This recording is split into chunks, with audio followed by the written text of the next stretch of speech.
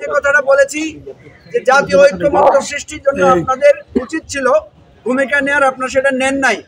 বাদ দেন 15-16 বছরে আমরা কি আন্দোলন করেছি, সংগ্রাম করেছি, সেটা যদি আপনারা নাও মানেন, জুলাই আগস্টে রাজনৈতিক দলগুলো, সেখানে বিএনপি নজরুল ইসলাম খান উপস্থিত ছিলেন, আমি বলেছি নজরুল ইসলাম খান অ্যারেস্ট হয়েছিলেন, জামাতের আব্দুল্লাহ তাহের অ্যারেস্ট হয়েছিলেন, জোনায়েদ সাকি আহত হয়েছিলেন, আমরা গুলি খেয়েছি, জেলে গিয়েছি।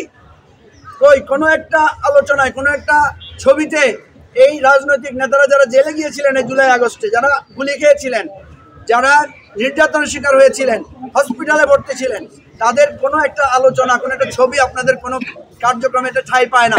তাহলে আপনারা কিভাবে জাতীয় ঐক্যমত, সকল রাজনৈতিক দলের সহযোগিতা আপনারা কিভাবে চান? এই কথা বলার পরও সকল রাজনৈতিক দলেরা এটাকে করতালি দিয়েছেন, সমর্থন দিয়েছেন। আমি মনে করি আরেকটা যে কথাটা আমরা বলেছি, আপনারা প্রচুর সমালোচনা শুনেন আমাদের, এটা খুব ভালো লাগে, কিন্তু কতটুকু আমলে নেন সেটা কিন্তু আমরা টের পাই না। সুতরাং আমরা আশা করি যে এই অন্তর্বর্তীকালীন সরকার তারা আমাদের এই কথাগুলোকে গুরুত্ব দিবেন এবং যে ঐকমত্য প্রতিষ্ঠার জন্য যে কমিশন হয়েছে এই কমিশন ভালোভাবে কাজ করবে। আজকে এখানে কোনো এজেন্ডা ভিত্তিক আলোচনা করেন না, ওনারা বলেছেন আজকে শুধু মানে শুভেচ্ছা বিনিময়ের অনুষ্ঠান, অর্থাৎ যে কমিটিটা হয়েছে জাতীয় ঐক্যমত্য কমিটি, কমিটির সাথে পরিচিত হওয়া এবং পরবর্তী কার্যক্রম সম্পর্কে পরামর্শ দেওয়া।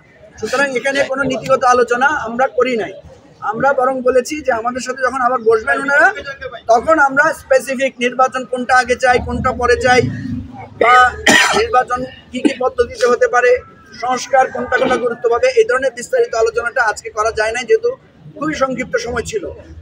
এটা আমরা পরবর্তী ধাপে আলোচনা করব।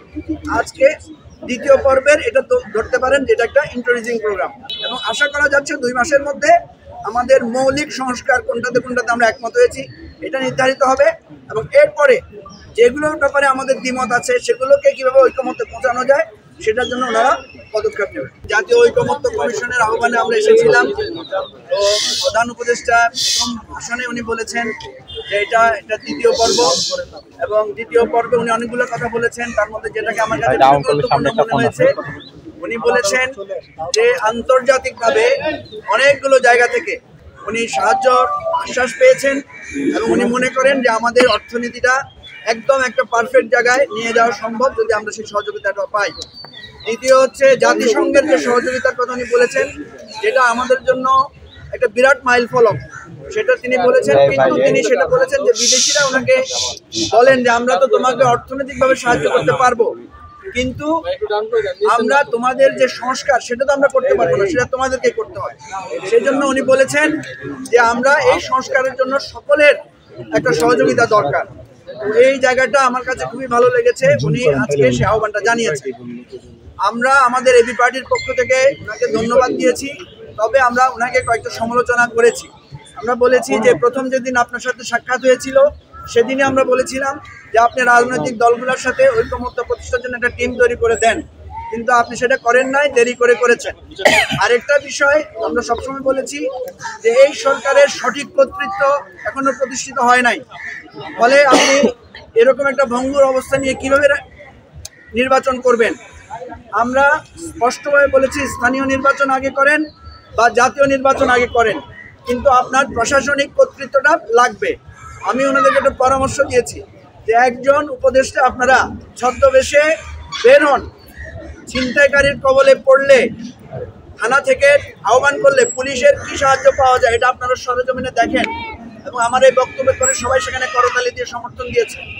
আমরা মনে করি এই সরকার ক্ষমতায় আছে ঠিকই, কিন্তু তাদের কর্তৃত্বটা এখনো সুস্পষ্টভাবে হয় নাই, ফলে এরকম কর্তৃত্বহীন অবস্থায় যে কোনো নির্বাচন হবে আমাদের জন্য বিপজ্জনক। আমরা বলেছি যদি এরকম পর্যায়ে আপনারা নির্বাচনের দিকে আগে চলে যান কর্তৃত্ব এবং সংস্কার পরিপূর্ণ না করে, তাহলে এই নির্বাচনটা হতে পারে অত্যন্ত খারাপ একটা নির্বাচন। তো এই বিষয়টা আমরা ওনাদেরকে অনুরোধ করেছি। আরেকটা সর্বশেষ যেটা বলেছি যে আমরা কিন্তু আগেই সংস্কার কমিশনগুলোকে আমরা লিখিত আমাদের 5টা কমিশনকে আমরা প্রস্তাব দিয়েছি, সেই প্রস্তাবের আলোকে ওনারা কিন্তু অনেকগুলো সুপারিশ এখানে অন্তর্ভুক্ত করেছে। তাহলে অন্যান্য দল কি সুপারিশ দিয়েছে, যেই সুপারিশগুলো কমন এগুলোকে আপনারা একটা লিস্ট আউট করেন যে এই সুপারিশগুলো সবাই একমত হয়েছে, এরপরে যেগুলোতে একমত হয় নাই সেগুলো নিয়ে আপনারা ডিসকাশন করুন যাতে আমরা সময়টা বাঁচতে পারে।